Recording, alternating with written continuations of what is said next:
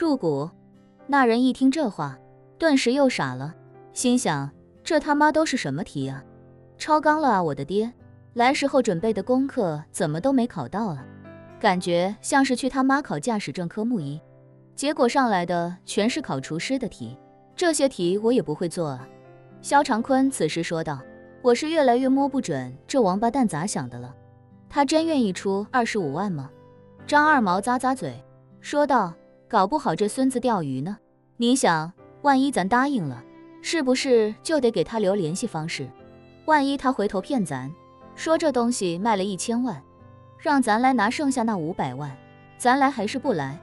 咱要来了，万一他真报了警，咱拿了他25万，佛像这个证据还留在他那里，接着又去自投罗网，这不是撞枪口上了吗？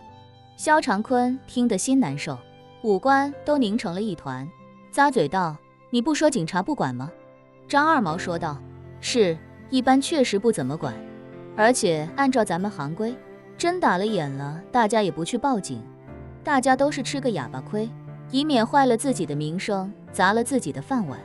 收古董的收到假古董，本身就很丢脸了，让业内知道了以后还怎么混？谁会去报警啊？说完，他指着屏幕里的周良运，骂道，但咱也架不住有人他妈的不按套路出牌呀。说到这里时，张二毛情绪有些激动，开口道，肖会长，您是不知道，这年头脑子有坑的人可是真不少。前几天我一个发小去嫖娼，明明交了钟，却不愿意付人家加钟费，那小姐不依不饶，拽住他的裤腰带不让他走，他还打电话报警说人家敲诈，结果俩人一起被拘了。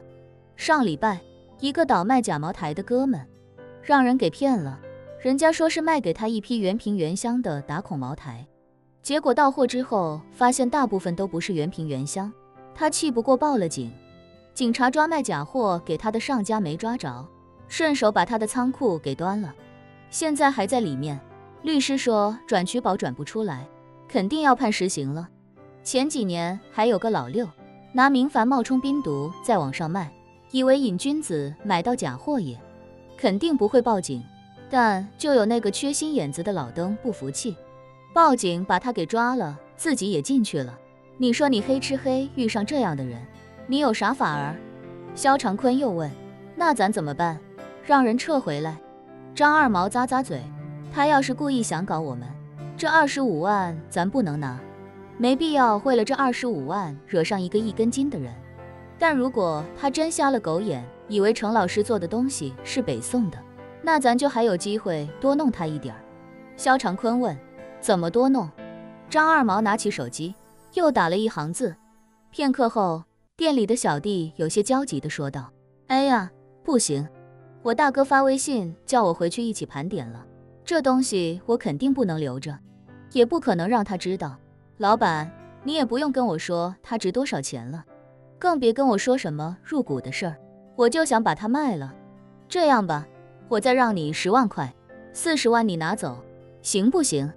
肖长坤和张二毛此时的心已经提到了嗓子眼，在他们看来，周良运到底是借机耍他们，还是真的瞎了眼，就看他怎么回答了。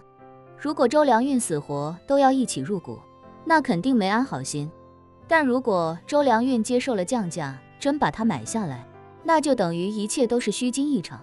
虽然过程出现了一点偏差，但最终的结果还是在计划之内。只要这小弟以后别让周良运碰上，就不会有什么麻烦。此时的周良运有些犯愁地说道，哎呀，40万，我是真拿不出来这么多啊，刚才也跟你说了，我这店什么都没规制，得不少钱往里填，而且我这是带着一点房租从别人手里接的，过不了多久就得给房东交租了，真拿40万出来，所有的事情都会受影响。那人下意识道，你不是说这东西是北宋的，值上千万吗？你把它转手卖了不就行了？周良运感叹道，上千万的东西哪有这么好卖的？我这种小门脸，对外说卖上千万的东西，人家根本不信。我就是找拍卖会，也要等人家下一次拍卖会启动啊，而且还有繁琐的鉴定流程了。我现在只是感觉它是北宋的风格，但我说的话又不是权威，最终要是要专家或者鉴定机构鉴定，万一这东西我看走眼了，那基本上就砸手里了。就算我运气好，这东西真是北宋的，那我也要等拍卖会鉴定完，上了拍，顺利成交之后才能收到钱，时间至少也要几个月，所以各种风险还是很大的。张二毛摸了摸下巴那半扎长的胡子，念叨道：妈的，我们是不是把姓周的想聪明了？他好像真以为这东西是北宋的。萧长坤忙道：以为他是个猛将，还真对他研究了半天兵法，没想到是个250，咱干脆降，30万卖他得了，落袋为安。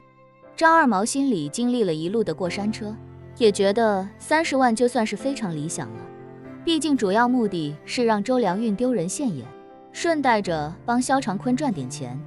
这20万的利润空间自己也拿不到1分，萧长坤都没意见，自己还有什么好犹豫的？更何况这事儿最后要是没成，自己还得倒贴萧长坤20万，那就更亏了。于是他便给小弟又发了一条微信，小弟收到后明显表现得更加焦急，对周良运道：我大哥又催我了，我也不跟你墨迹了，老板，你有难处我也有难处，这样吧，一口价30万，这东西以后你就算卖3个亿跟我也没关系了，我只要这30万，这已经是我能让的极限了。您要是觉得还不行，那我就只能先回去，改天找机会再出手。周良运一听这话，咬了咬牙，脱口道：行，30万就30万。说罢，周良运拿出手机来，道：给我个银行账号吧，我现在就把钱转你。目不转睛地盯着屏幕，等着周良运转账。很快，直播画面中，周良运完成了付款。那小弟收到钱之后，便立刻站起身来道：老板，钱到账了，合作愉快。